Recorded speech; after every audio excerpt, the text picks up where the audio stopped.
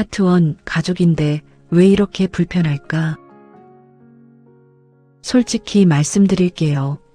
명절에 온 가족이 둘러앉아 있는데 어디선가 한숨이 새어나온 적 있으세요? 아들, 며느리, 딸, 사위, 손주들까지 집안 가득한데 왜 이렇게 혼자인 것 같은 느낌이 드는지, 그 북적이는 자리에서 오히려 더 외롭고 빨리 다 돌아갔으면 싶은 마음이 든 적은요. 부끄러운 마음에 아무한테도 말 못하셨죠. 그런데 있잖아요. 그 마음 당신만 그런 게 아닙니다.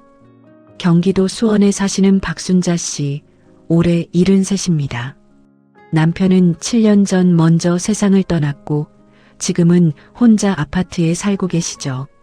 아들이 하나 있는데 차로 1시간도 안 되는 거리에 삽니다. 자주 봐야 할 것 같지만 실제로는 두어 달에 한 번 볼까 말까예요.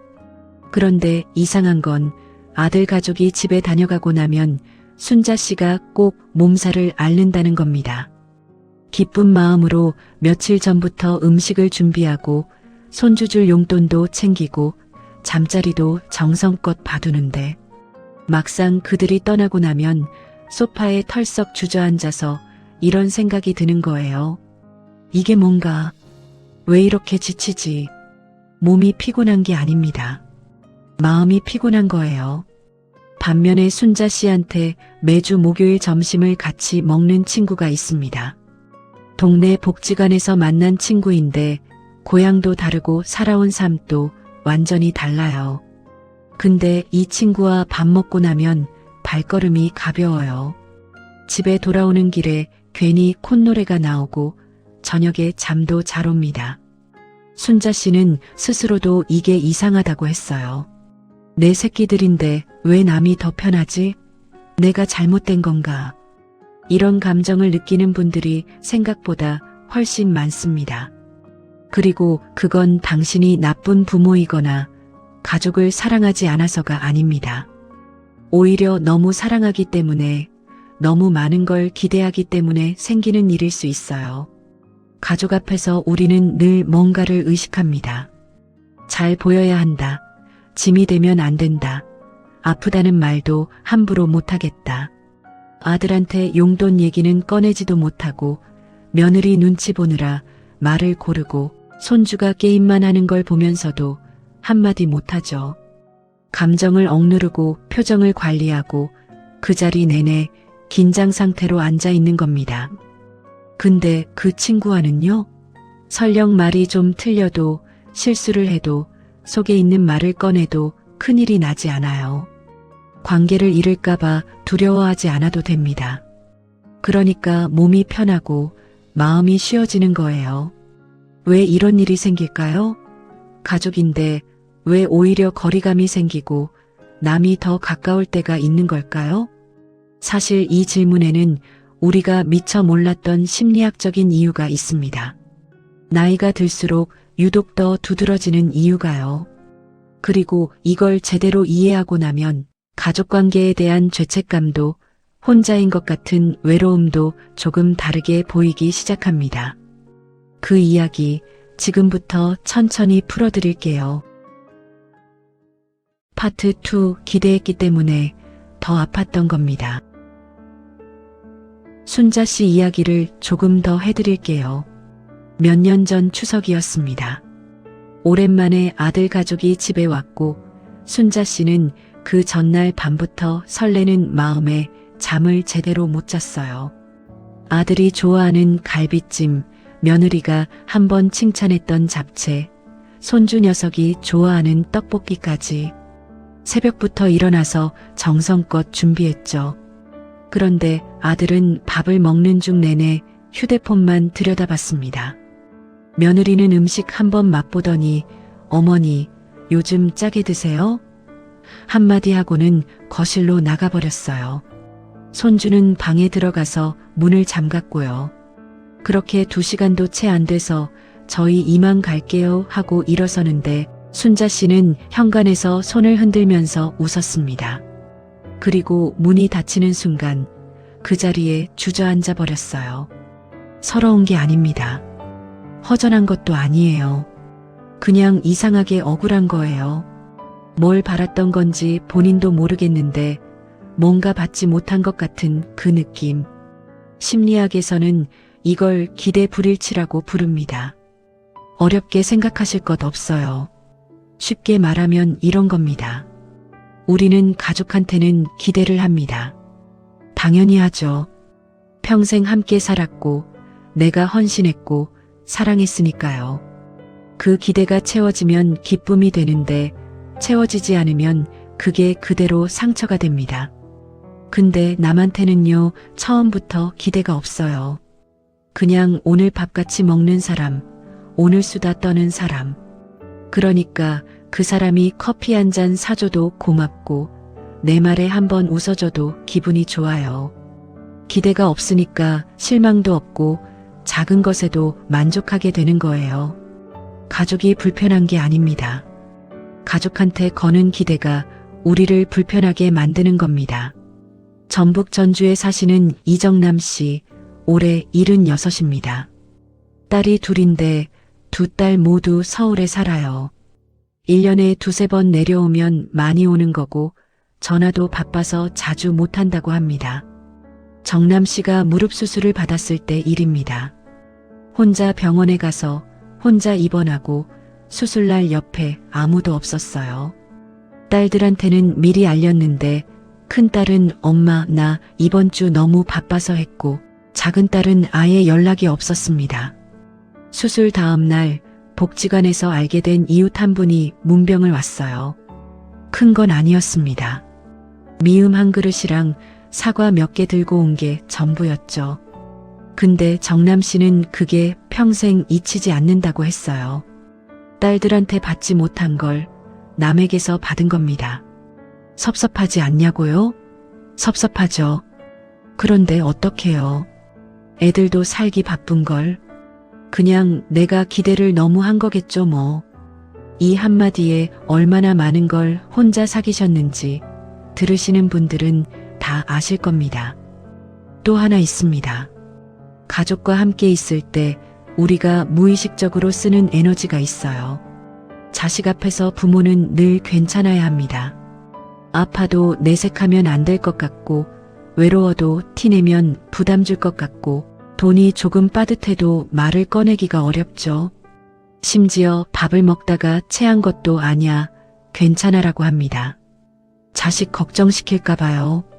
이게 다 에너지입니다. 감정을 누르고 표정을 관리하고 말을 고르는 그 모든 것들이요.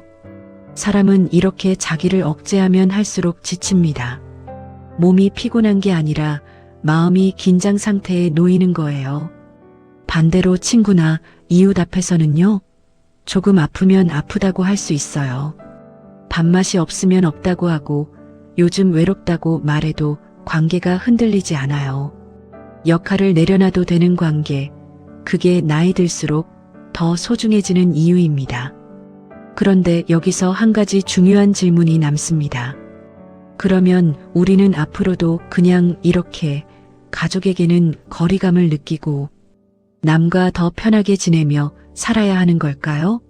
이 관계가 잘못된 건 아닌지, 뭔가 바꿀 수 있는 건 없는 건지, 그리고 무엇보다 이 감정을 느끼는 당신이 정말 괜찮은 건지, 그 이야기가 마지막 파트에서 기다리고 있습니다.